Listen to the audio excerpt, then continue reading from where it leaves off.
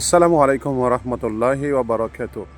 রাসূলুল্লাহ সাল্লাল্লাহু আলাইহি ওয়াসাল্লামকে দুজন লোক এসে নিয়ে গেল স্বপ্নের ভিতরে, এবং তিনি একটি জায়গায় গিয়ে দেখলেন যে একজনকে পাথর দিয়ে মাথায় আঘাত করা হচ্ছে এবং মাথা চূর্ণ বিচূর্ণ হয়ে যাচ্ছে। নবী করিম সাল্লাল্লাহু আলাইহি ওয়াসাল্লাম সঙ্গীদেরকে বললেন যে এই লোকটার অপরাধটা কী? তারা বললেন, এই লোকটি কোরআন পড়ে তা ভুলে গিয়েছিল এবং ফজরের নামাজের সময় সে ঘুমিয়ে থাকত। অপরাধ ছিল যে সে কোরআন পড়ে ভুলে গিয়েছিল এবং সে ফজরের নামাজের সময়ে ঘুমিয়ে থাকত।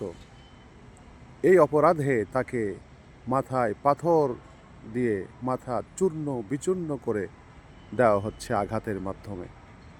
মহান আল্লাহ তাআলা আমাদেরকে কোরআন নিয়মিত পড়বার তৌফিক দান করুন এবং ফজরের নামাজের সময়ে যেন আমরা ঘুমিয়ে না থাকি, যেন জামাতে শামিল হয়ে যাই।